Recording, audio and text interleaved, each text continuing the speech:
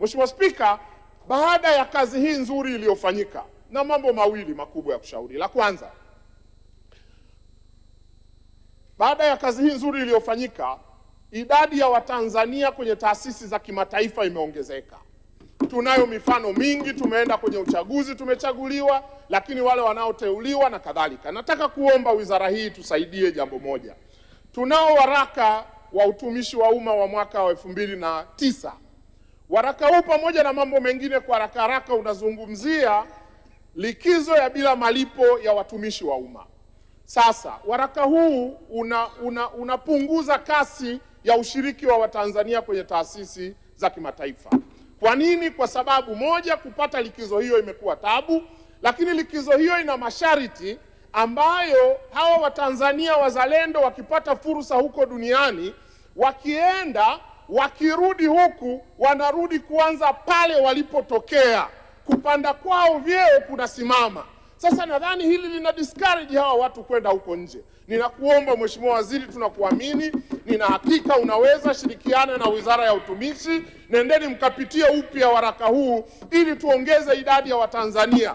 Badala ya kuwa discourage kwenda, tuwa encourage kwenda, kwa sababu inatupa fursa ya sisi Watanzania kutumia wanachama wetu kwenye taasisi hizo kuhakikisha mambo yanakwenda. Mheshimiwa Spika, swala la pili, ujenzi wa nchi ni historia na unachukua muda mrefu, na katika historia hiyo kuna uwezekano wa kupitia milima na mabonde, nyakati njema na nyakati mbaya, nyakati nzuri na za furaha na wakati mwingine nyakati za huzuni.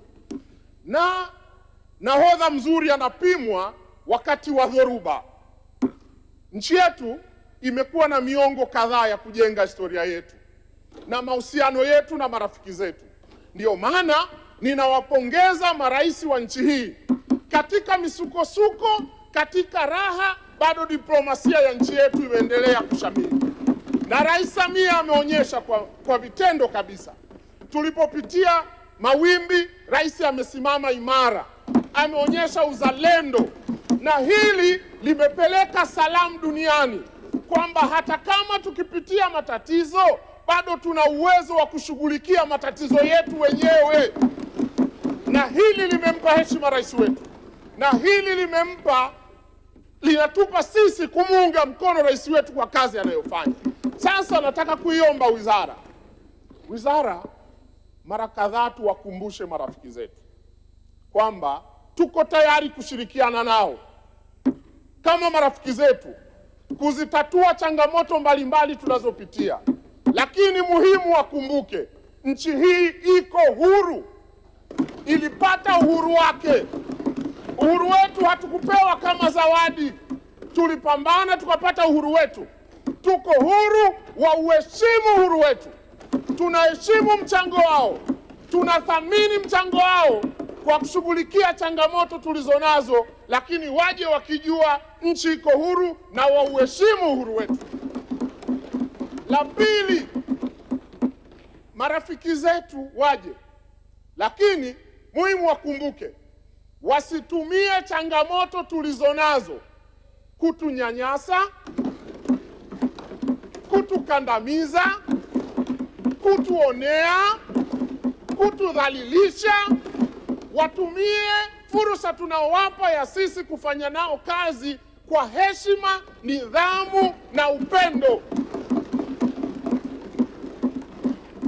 Nchi hii tumekuwa na mahusiano na hawa marafiki kwa miongo kadhaa.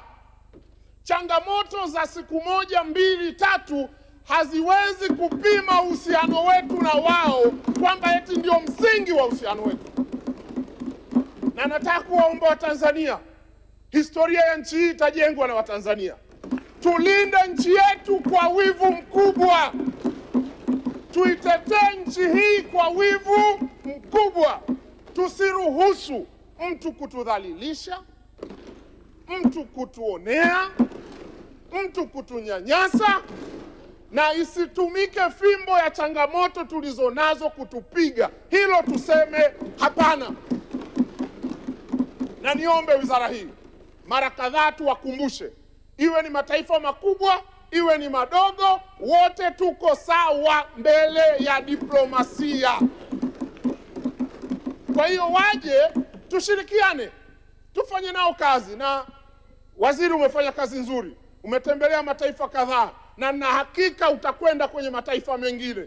Naendelea na msimamo huu, hatufungamani na upande wowote, lakini watuheshimu wanapokuja kufanya kazi na sisi. Wazingatie hii nchi ni huru, wahakikishe kwamba wanaheshimu uhuru wetu, watuheshimu, wasitudhalilishe, watutendee haki. Mheshimiwa Spika, naunga mkono hoja. Asante sana na kushukuru.